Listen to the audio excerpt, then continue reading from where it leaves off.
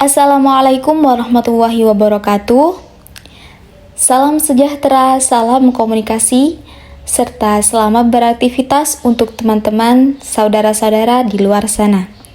Ya, langsung saja. Di sini saya akan sedikit memaparkan tentang perilaku organisasi.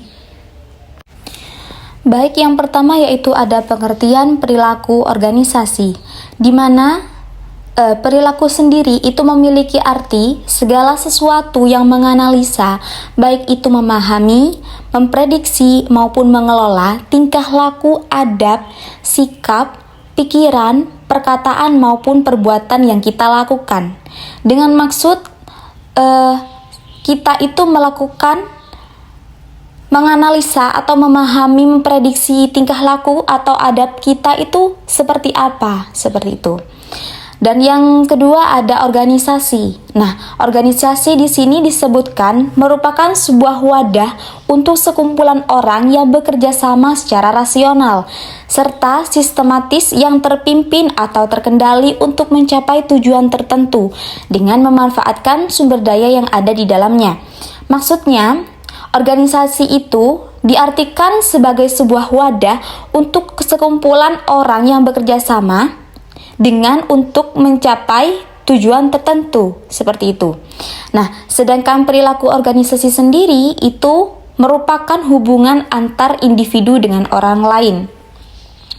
Maksudnya, hubungan antar individu dengan orang lain itu hubungannya kita sendiri, saya sendiri, kami sendiri dengan orang lain itu seperti apa, seperti itu. Sedangkan menurut Toha, perilaku organisasi itu merupakan studi yang berhubungan dengan tingkah laku manusia dalam berorganisasi.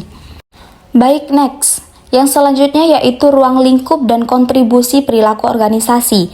Ruang lingkup perilaku organisasi itu ada 3. Yang pertama perilaku individu, yang kedua perilaku antar individu, yang ketiga ada perilaku kelompok. Itu bisa disebutkan saya dan Anda, kita dan kami, komunitas ataupun organisasi. Yang kedua yaitu ada kontribusi bidang ilmu terhadap perilaku dalam berorganisasi. Yang pertama ada psikologi, yang kedua ada psikologi sosial, yang ketiga ada sosiologi, yang keempat ada antropologi, dan yang kelima yaitu ada ilmu politik. Telah disebutkan, psikologi sendiri itu kontribusinya lebih ke persepsi, nilai tambah, sikap, menganalisa individual, rekrutmen atau seleksi motivasi, keadaan tidak semestinya atau stres, timbal balik, dan evaluasi. Itu biasanya terjadi pada individu. Yang kedua ada sosiologi, kontribusinya itu merupakan ilmu belajar memahami perilaku kelompok. Ada organisasi teori, organisasi power, pengaruh, pengikut, media ataupun tempat, itu biasanya terjadi di grup organisasi seperti itu. Yang ketiga ada psikologi sosial. Psikologi sosial diartikan sebagai ilmu yang mempelajari area fokus pada orang tersebut, bagaimana orangnya, perubahan perilaku tindakannya, perubahan sikap, karakternya seperti apa, proses berkelompoknya bagaimana, dan di sana terjadinya interaksi sosial kelompok efektif itu seperti apa. Dan yang keempat ada ilmu politik. Ilmu politik disebutkan sebagai berbicara masalah perilaku terkait manusia sendiri, kelompok di dalam frame ataupun bingkai. Kontribusinya itu lebih pengaruh kepada taktik. Dan yang terakhir ada antropologi, yaitu ilmu yang mempelajari tentang budaya. Budaya organisasi itu bisa disebutkan sebagai pola asumsi dasar yang diciptakan, ditemukan, atau bahkan dikembangkan oleh kelompok tertentu, karena ia belajar mengatasi masalah adaptasi eksternal dan integrasi internal yang telah bekerja cukup baik untuk dianggap bernilai. Selanjutnya yaitu tantangan dan juga peluang dalam berorganisasi. Yang pertama ada merespon globalisasi, yang kedua merespon kemajuan teknologi, yang ketiga ada merespon diversitas angkatan kerja, yang keempat ada merespon tekanan ekonomi, yang kelima ada merespon persaingan, dan yang keenam ada merespon tuntutan konsumen ataupun pelanggan. Model perilaku organisasi dari Robbins dan Judd itu lebih menampilkan pendekatan kepada sistemnya. Gibson sendiri mengemukakan model perilaku organisasi itu ada psikologi, sosiologi, psikologi sosial, ilmu politik, antropologi, dan yang itu merupakan yang sudah saya jelaskan di atas tadi ya. Yang selanjutnya ada konsep dasar perilaku keorganisasian. Landasan filosofinya itu ada akuntansi, fisika, dan lain-lain. Oke, next. Ada 3 tingkatan bangunan menurut Sein. Dari nilai-nilai yang ada di dalam diajarkan di internal dalam anggota organisasi itu menurut Gibson ya, itu lanjutannya dari yang tadi.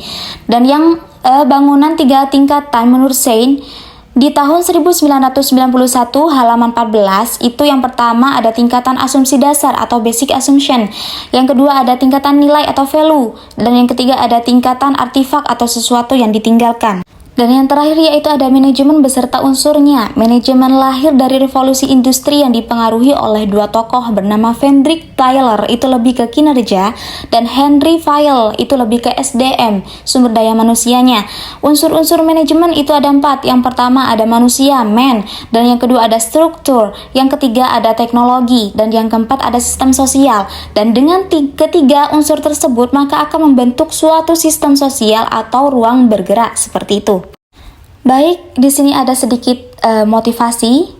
Jika niat sudah terpancang karena Allah, tidak akan ada halangan yang bisa menghentikan seseorang melakukan sesuatu tersebut. Karena niat karena Allah ialah motivator yang utama dan seharusnya menjadi satu-satunya motivator untuk kita. Sekian, terima kasih untuk pemaparan penjelasan tentang perilaku organisasi dari saya. Kurang lebihnya saya mohon maaf. Wallahul muwaffiq ila aqwamit thoriq. Assalamualaikum warahmatullahi wabarakatuh.